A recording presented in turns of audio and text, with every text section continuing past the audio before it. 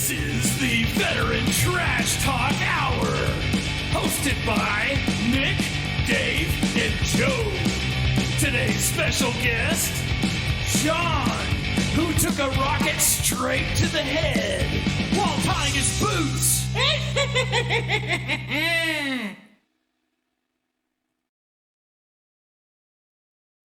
All right. Hey, guys. Welcome to the first of many Veteran Trash Talk Hours. Big thanks to my brother-in-law, Andrew French, for the intro song. And a big shout-out to my fam, newly promoted Staff Sergeant Finney. He's a recruiter in West Virginia, and he once filed an EO complaint on me. But you know what? Don't worry. I don't hold that against you. I'm your host, Nick, and with me is Dave, Joe, and, of course, our special guest, John. Let me introduce Joe.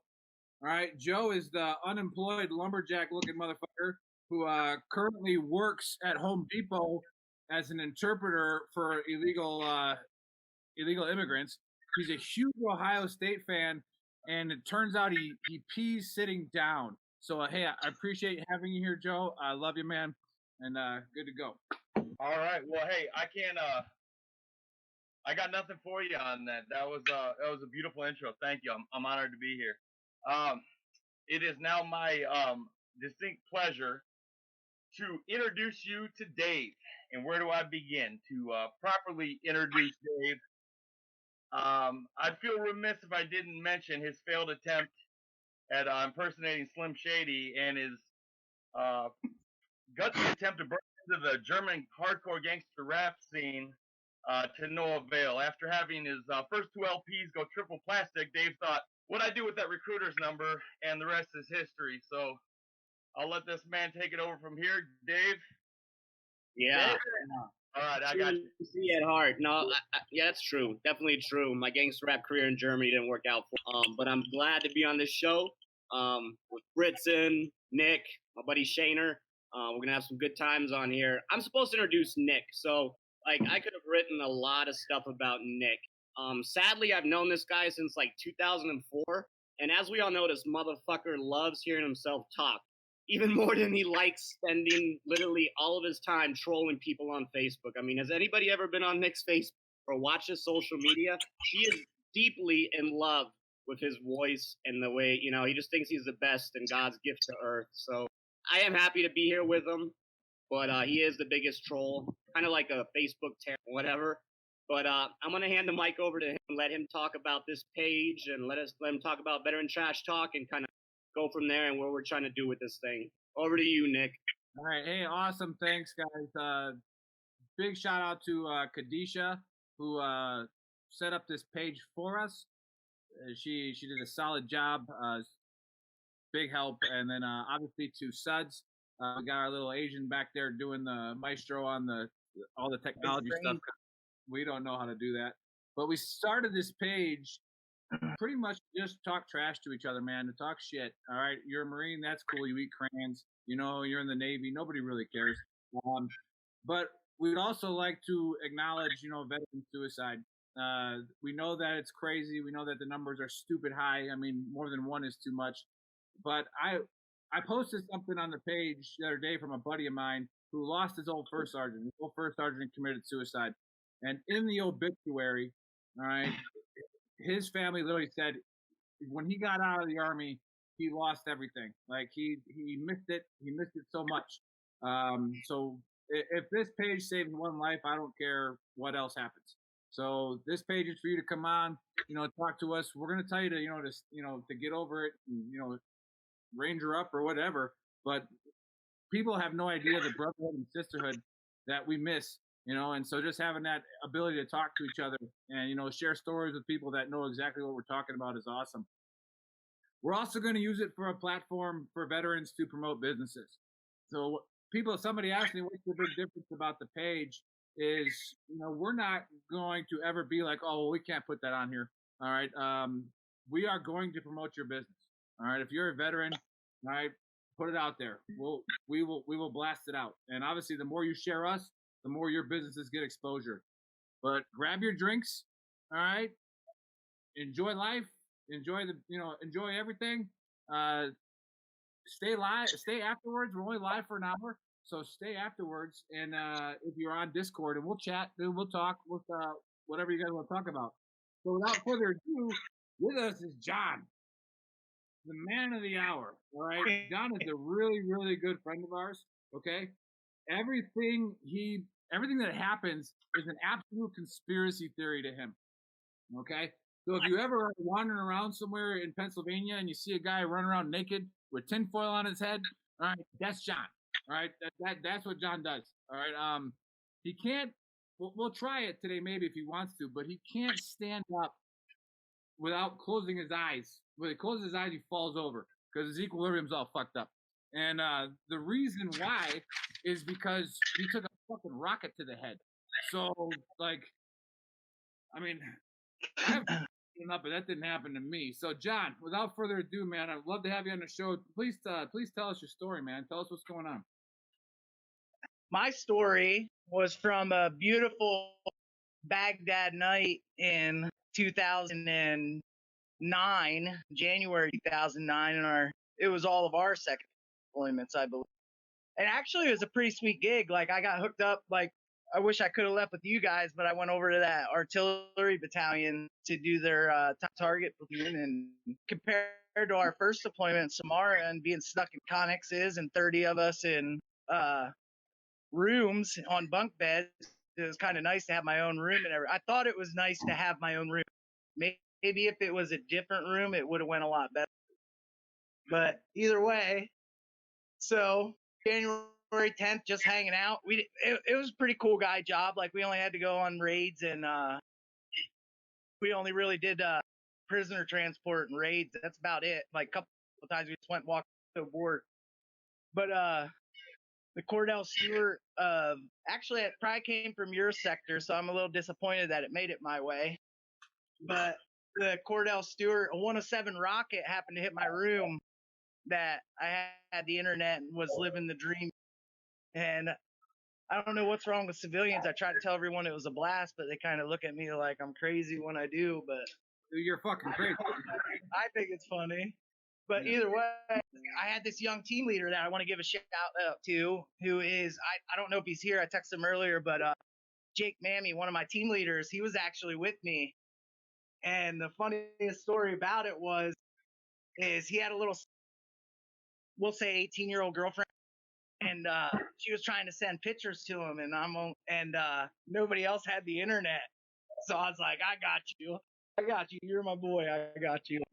So freaking here we are sitting in the room, pulling up freaking email. We pull up, click on the link, and boom, that's what it fucking happened. I didn't exactly know what the fuck happened, but something happened at first, like, and everybody's like, well, what'd you do then? I was like, well, I picked my ass up off the floor first, and then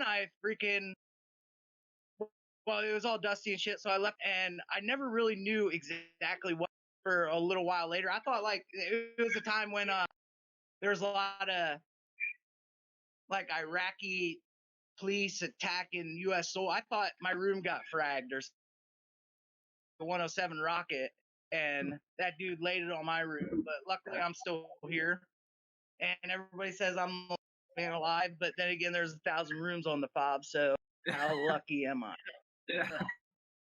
Yeah, I remember when you got split up from us. We all fought it. We all fought you getting split up, but that's just the way it is. So hey, you keep sucking back that Bud Light Orange, because we won't hold it against you because you have a fucking head injury. But I got a question for you. What's up, buddy? When you were at WTB, all right, when you were in that transition battalion, because you're a wounded war hero, right? Like, you actually faced the enemy in close combat. You had one guy blow up a suicide vest in front of you. You survived that too. And then you were in formation with a guy that I think was he arguing with an ATM machine.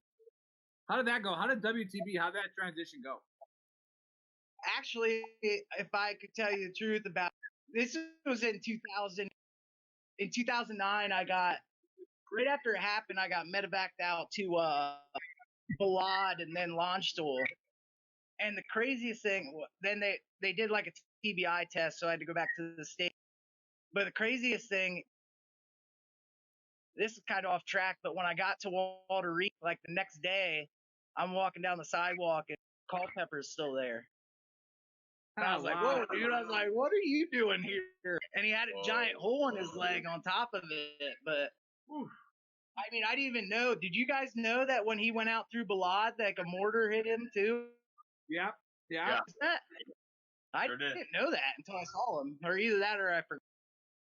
But the WTV, when I was there was some issues, but it was all new.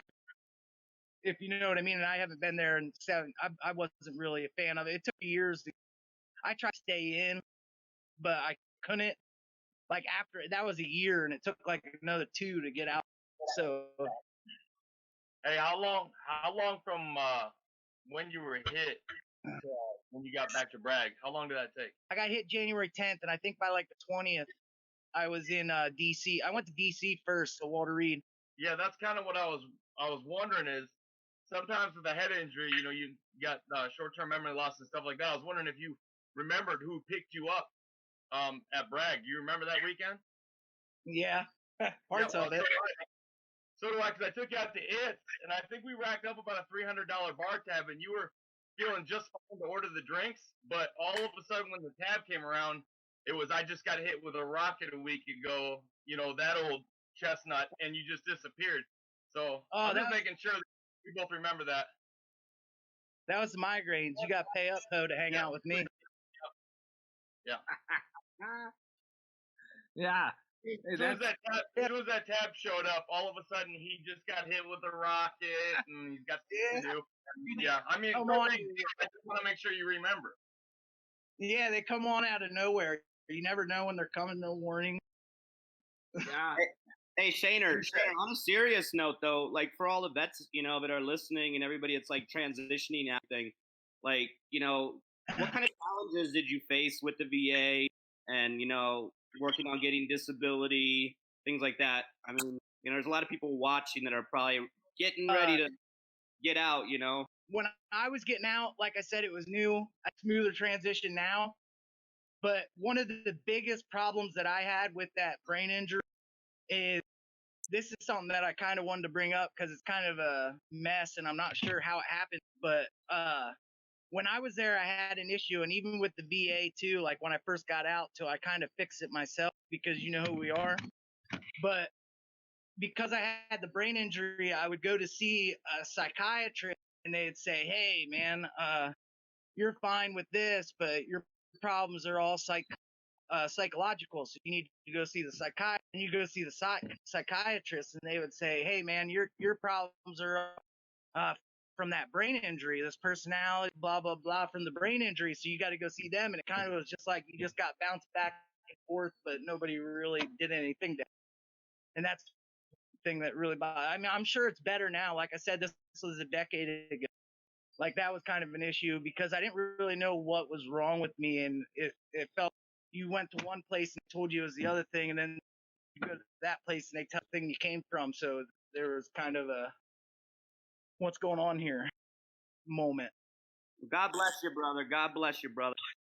What did I call the rocket that hit you? Oh man, I don't think I gave it. I remember telling a story a bunch of time. I kind of turned it into a moment. Like you guys all remember that Cordell Stewart Hail Mary? Yeah, that's all I can think of. That's all I can think of when I associate with it. I remember it. Yeah, no, he wants to know what you called it as a 107 millimeter rocket. So it's civilian. It was a 107 millimeter Katusha rocket. And honestly, I did get really lucky. Like after the fact, like if you ignore the fact it hit my room out of all the other rooms, saying I wish it hit anybody else, and I'm just saying I'm not that lucky. But like even the EOD guys, like afterwards, like said, like they're like, man, that should have stopped your heart. How are you here? And I'm like, I don't know, but Mammy is too. There was a guy with that team leader, and I never got to see that picture, and that's been bothering me ever. What we're also going to do here is the soapbox. So every week, one of the hosts will get a soapbox, and seeing as I'm the most talented one here, I'll get the first soapbox. I had to talk. I didn't want to talk politics, but one of the only few questions that was presented on the page was, why are a lot of veterans conservative but they love the socialist, army? So I'm not going to get into the real political aspect of it, but I have been in some units where it felt like socialism, right? But the majority of units I've been in, I've had tremendous leadership, and it didn't quite feel like socialism because it wasn't.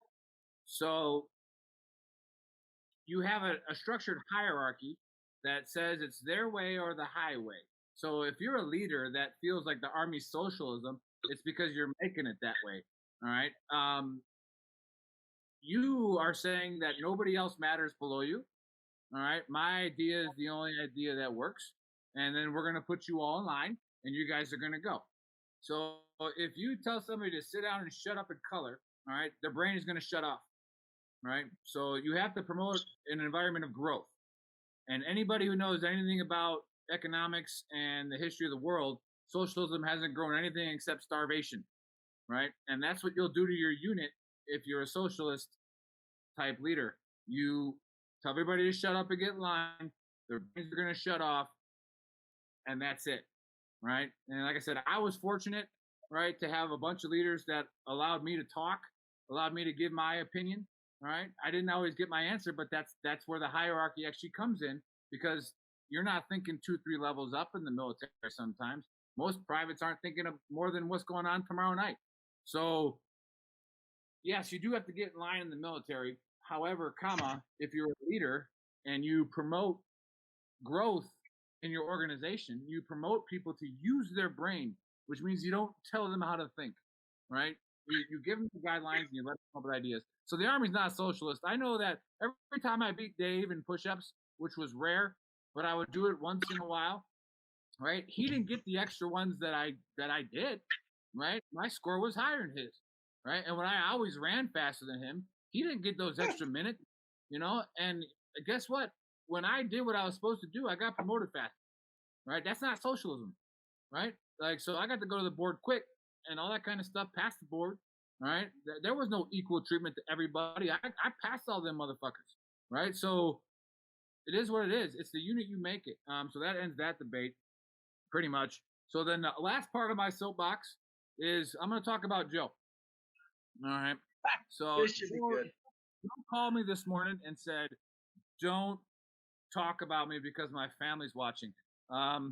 Well, that just triggered something in me, Joe. So I wasn't going to talk about you, but this is America, right? You try to censor me, all right, we're going to talk. People don't know this about Joe unless you do know him, but he was shot in the arm, right? He was shot in the arm in Iraq, all right?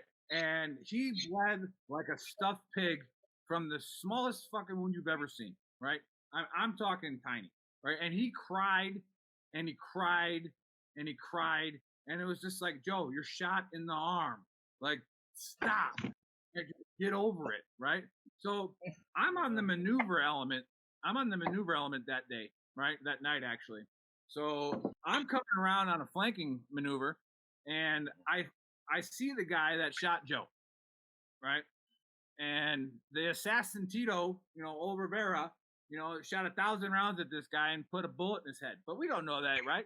So we put a couple more bullets in him, make sure that he's dead. And then I stepped on his head and his head caved in, right? So I got this guy's like brains all over my boot, right? So now I got problems, right? So I kept those boots. I didn't wash them for a while, but eventually they got too bad. I had to throw them away. However, the biggest problem is because ever since that day, he has peed sitting down. So I want to bring it to the community is it okay for a man to sit down and pee? Like, maybe if you're playing on your phone. But I mean, like, he's every time because of that.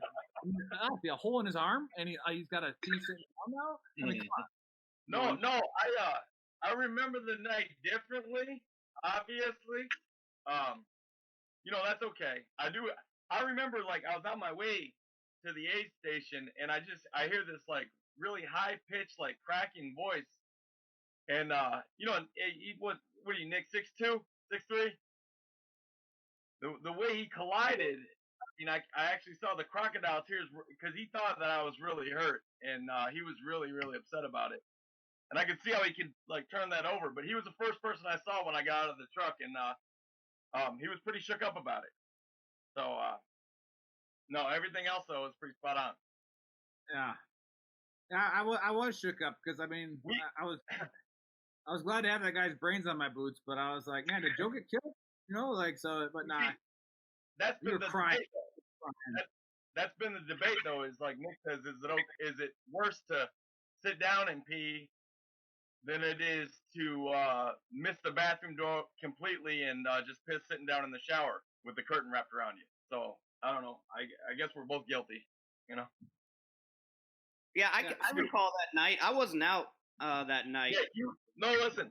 You came in, Dave. You came into the aid station, right? And Squires was like doing his job, wrapping everything up, and First Sergeant Perez comes through. He took one look at me and goes, "You're not Rivera," and I was like, "Yeah, Roger, I know."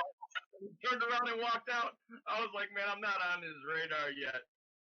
That was awesome. He goes, "You're not Rivera." I remember that when First Sergeant thought that it was Rivera hurt, he was destroyed.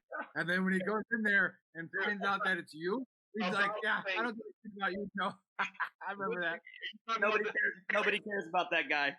You talking about the guy that missed the DUI call out after he'd been in my unit for like 1 week? Yeah, I thought about face. I'm going back to bed. Yeah. Oh man. That same time is when he got mad at me for not killing that guy in that blue bongo truck, So I'm a brand new soldier, right? I don't know what the hell I'm doing, and they give me this 50 cal, right? So like I gotta fire this 50 cal at people. I've never fired 50 cal before, but I test fired it, so I knew what I was doing, right? I'm good to go. We're sitting there in a blocking position, and I can see this. They cut off traffic. And I can see this blue bongo truck. And I can see this idiot in the driver's seat, right? He's not a terrorist, right? He's just stupid, right? And he's looking to see if he can go to the left. And there isn't anybody blocking the left, but he has to go around a vehicle, right? And so I'm watching him. I'm like, dude, come on. I've only been in country for like friggin' a week. Don't make me like blast this civilian right now for no reason, right? I'm like in my head, I'm racing, right? But they gave me the EOF class, right? And so this truck pulled around because he's stupid. So I show him the stupid flag they gave us, right? I show him this flag, right? Like he's not paying attention to the flag, right? I'm yelling, right? I'm yelling at the guy, right? And so then now I'm like, okay, it's game time. So I popped the little fake safety out that we put the round under the trigger because 50 cals back then had no safety. So you click that out. And like he's still coming, and I'm pointing this 50 cal at him, and I'm like, you know what? I'm gonna give him one more shot at life. So I rack it, right? I rack it, and he sees me rack it, and that must be the international sign of like I'm fucked, right? So like, everyone speaks that language. Everyone knows that, right? Yeah. So he squeals on the brakes, right? And well, it scares First Sergeant. First Sergeant's back was to it. He turns around and he's like, "Cottrell," and I'm like, "What's up, First Sergeant?" He's like, "That motherfucker should be dead," And I'm like, I did what I was supposed to do, but now when you miss that formation, he hates you because you're new.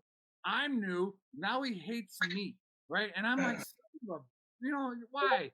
Like I did what I was supposed to do, and then, but anyways, I ended up smoking some dudes with a sniper, with a Reaper, and then when I shot those guys, like lightened up a little. Hey, what's up, dude, man? How you doing, brother? How you been? Okay? And I'm like, okay, he likes me again. I love gunning with the 50 cal in Iraq. Samara, that was the shit right there. Remember, everybody, like, you were supposed to shoot a warning shot, so you just, like, did a burst, but your first was hitting the road in front of them. That was like Wild West. I hate Baghdad when we're stuck in traffic jam. I know a former Marine that was in our platoon that fired one of the most wicked warning shots of all time. Yeah. That was the guy. What kind of warning shot do you call that? A stern one. Yeah. We'll make the mistake again twice. Hey, listen. No, you were talking about first sergeant Perez. The thing that turned the tables. I walked into remember the big room where they had the mats of the combatives tournament, Nick? You guys remember? Well, he was rolling in there with Sergeant Maceo, and I walked in. He was like, "Britson, the fuck do you want?"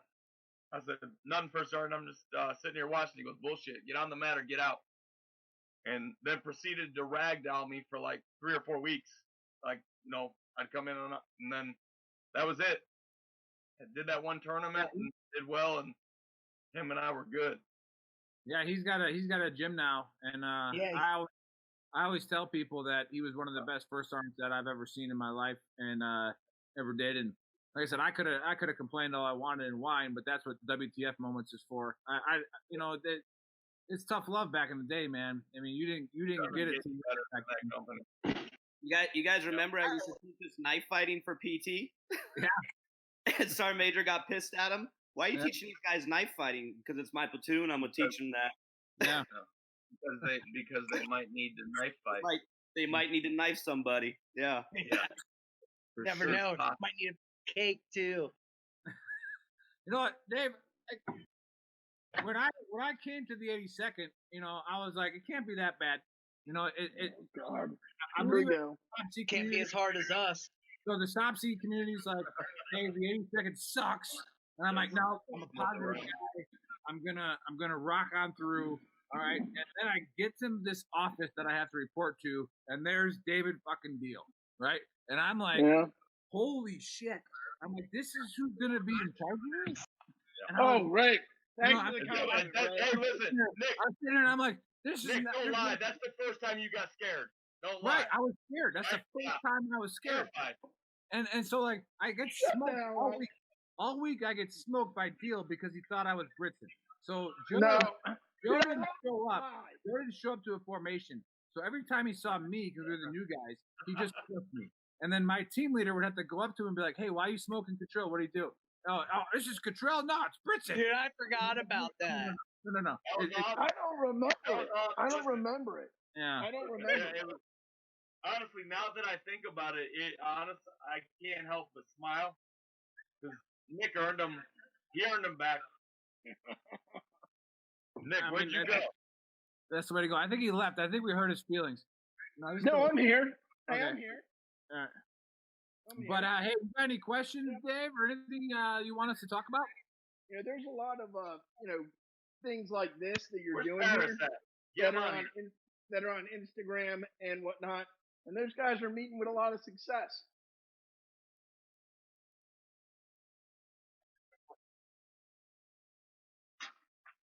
I think it has a chance. Like we are doing.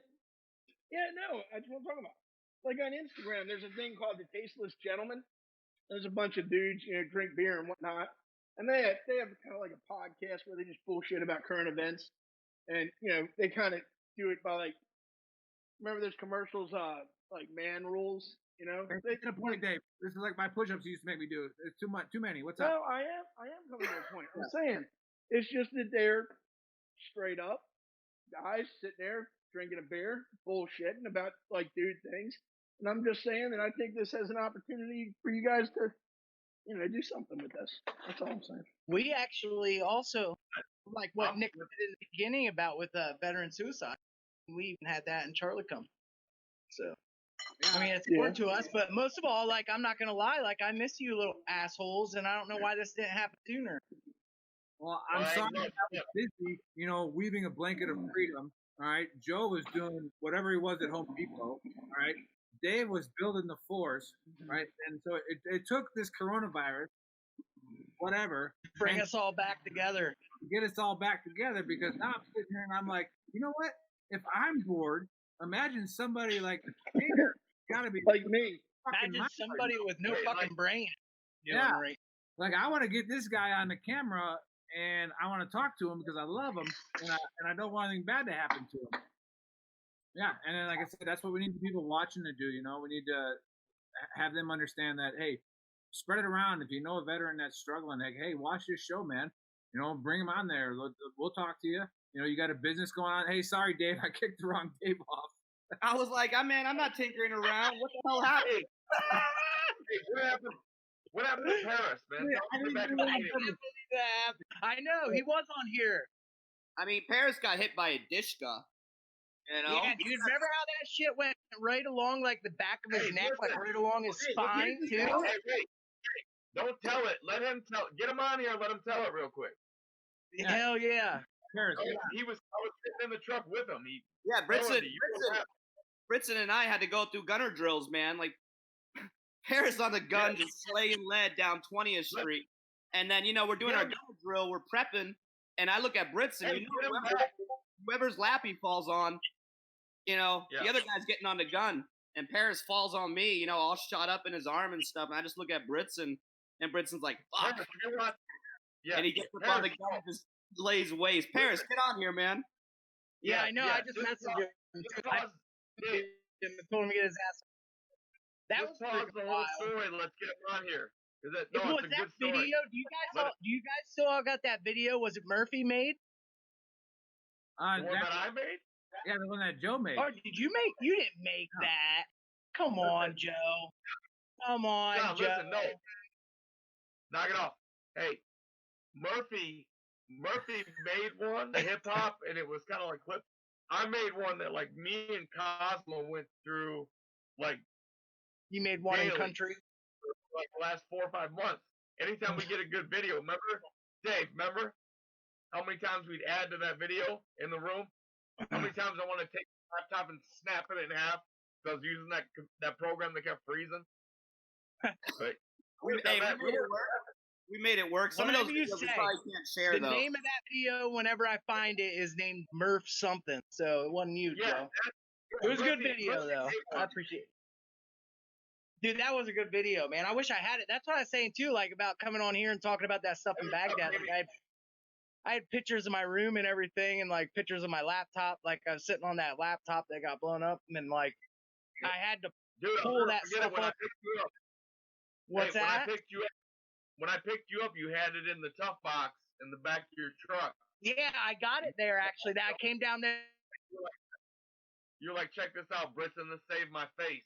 And you held the laptop, it was just peppered. It was covered in it. No lie, dude. I was hitting enter on that bitch when that thing hit.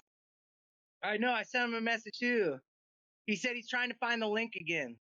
Hey, son, hear what Amy just said on Facebook. Yeah, I know. It's been forever. Right, and Amy, that's what we're trying to get at. And there's a lot of guys sitting here right now with a half-empty bottle of Jack or empty bottle of Jack Daniels that, hey, come on and talk to us, man. We'll chat with you. We'll set you straight. We'll tell you whether or not you're being a pansy or whether or not you need to go get help. So like. I tagged Paris in the chat. Hopefully, it's on the top of the chat, isn't it, or is it pinned or something?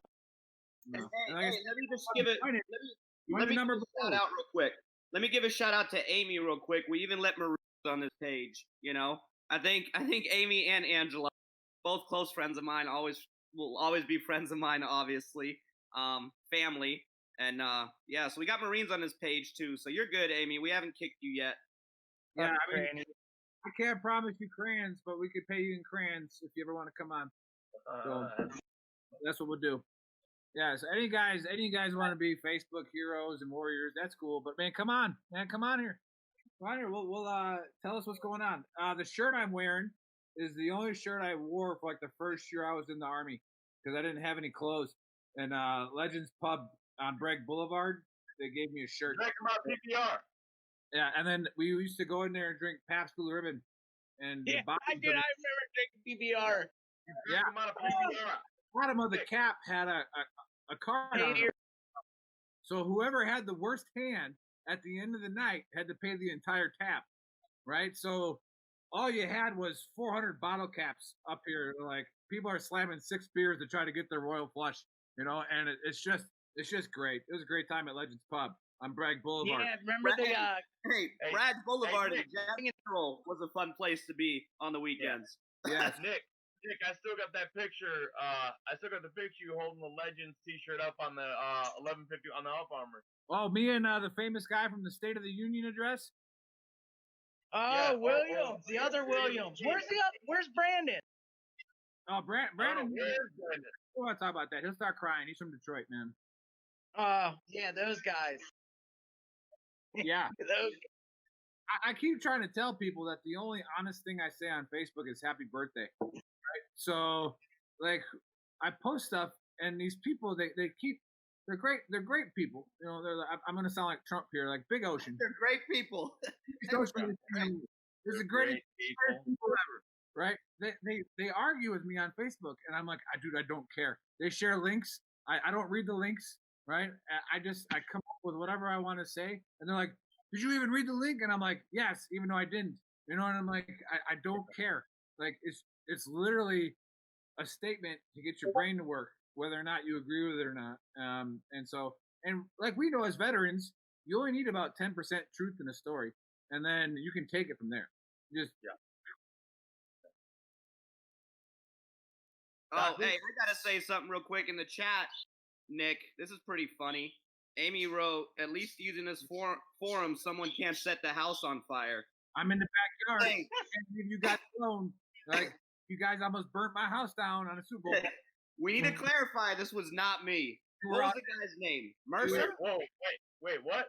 You were out there, Dave. You almost burnt my house down. You were the first person when I came running downstairs. You're like, I'm so sorry. It wasn't my fault. That's exactly what you said to me. Wait, Dave, clarify. I want to hear this. Elaborate, No. please. This was Mercer. This was not me. My wife comes upstairs in the middle of this Super Bowl party. The Packers just got up by like 21 points, so I'm jumping up and down, all happy, right? And she's like, I want everybody out. And I'm like, whoa. I'm like, but we're winning. What's going on? I don't know. She's like, they just Want to be close. You know, so I go down there, and then, you know, poor Becky dealing with us all the damn time. You know, like she's sitting there, she looks outside, and there's flames, you know, 5 feet high on the patio. Oh, shit. Because these idiots, they tried to start a fire with actual gasoline from my lawnmower. So they poured it, and it dripped all the way around to the patio. And when they lit it, the whole patio blew up. You know, I don't know what. I mean, I can't even go to the Super Bowl with you guys. Was Dave like throwing books in there and speaking German? No, the blame does not go to me. It was all Mercer. It was all Mercer. Hey, Mo, you on? Doc Mo. Anybody who doesn't know Doc Mo, he likes to do coffee talks, and There he isn't.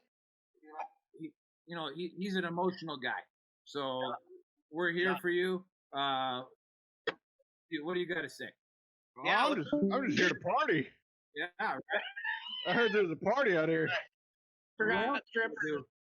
Yeah, hey, Doc Mo, I'm gonna put you back in the guest. You can keep watching though. All right. Hey, so those of you who don't know Preston Paris, all right, he owns his own supplement store.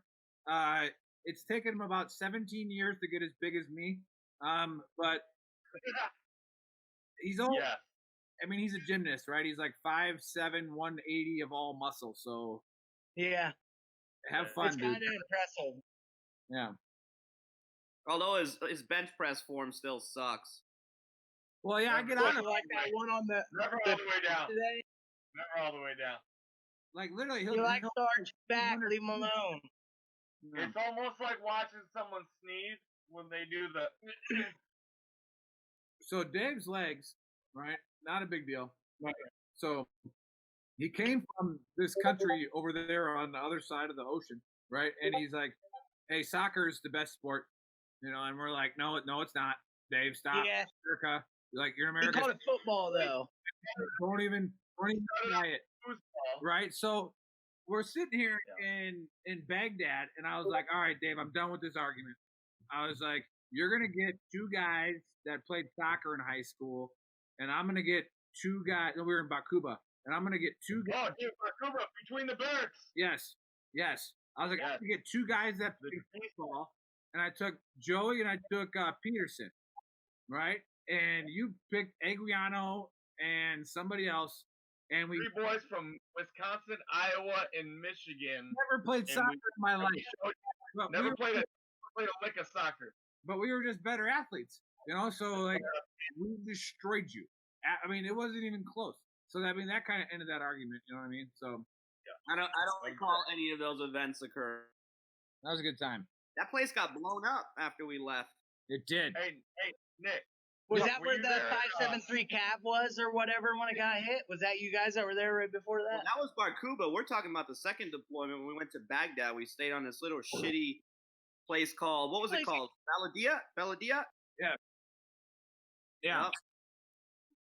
And then we left that place, and then they got blown up. I think Sergeant Major Ali, all those people died.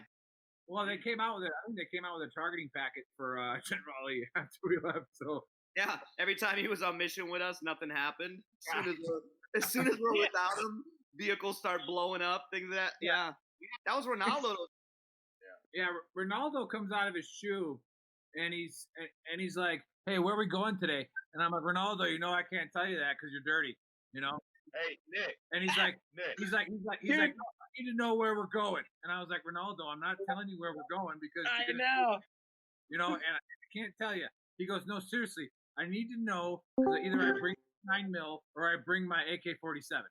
So depending on the area that he went, he would just take a 9mm and shove it in his pants. Shove it in his sweatpants. And so, Yeah, like, in his sweatpants. if I said, hey, Why you carrying around that can of whiskey? Remember those? Yeah, we're going to this zone, and he's like, okay, he puts body armor on, gets an AK-47 with a 100-round drum, and he's like, all right, let's go. You know, like, okay, we're going to that zone. Ronaldo was our gangster-ass interpreter from the Samara deployment. Ronaldo basically joined up with us because he saw that his side was losing. Right, and so I was... And decided I'm going to pick sides with you guys, but somehow magically never got a scratch on him. You remember when we got pushed out to Bakuba? Remember we were staged at that house? And it was ridiculous. It was like there was like 150 of us at this house, and it was like, man, if we get hit right now, we were so on top of each other. But I had his do-rag tied like Tupac from above the rim, and it was hanging up. Yep. The guy, hey, look, it's Tupac over there. Lala goes, you don't know me, and gave him the peace sign. And he told us. Do you remember when he told us when he went on leave, like his mission? Yeah. And like somebody, and he jumped out with his gun. You don't know me, man. Yeah. That guy, man. The last thing I'll talk about Ronaldo is he comes outside and he goes, hey, just so you know, give me your Pepsi. And that's how they kind of talk to you. They didn't understand the verb and the pronoun, that kind of stuff. And I was like, I'm not giving you my Pepsi, Ronaldo. I've been saving this for about a week. You know? And he's like, no, I needed to put in my whiskey. And I was like, well, why? Why? And he goes, because I'm driving to Kirkuk and I might get killed. You know? And I'm like, Ronaldo, I don't even care about that. I'm gonna drink my Pepsi. You know? But you know what? It's cold, so and I go, what are you going for anyways? He goes, I have to drop off 6 RPGs in my closet. And I was like, why? I was like, why do you have 6 RPGs in your closet, Ronaldo? And Ronaldo goes, well, because after you guys leave, you kill all the Kurds. So that's exactly what he said to me. All the Kurds. Yo, you guys remember in August in Samara too? Like, remember there, like, I don't know how, but those Sudanese foreign fighters that came into town. Yeah, hey, we'll get into that another time. We're running out of time. So, like I said, today we'll talk about it. If you guys, you can see the number on the bottom of the page, the access code. Please access it. Come on here. We'll talk. I'm about to fire the grill up. I'm going to cook some burgers. But next week, hey, we're bringing our boy on Bo. All right, Bo's a real special guy. All right, and he's gonna spend some time talking about how the 18 series is actually there to support the infantry. And then he's going to tell us about his real estate business. So it's going to be a really good time. Thanks for hanging out, guys. Had a blast. All right. Self-line.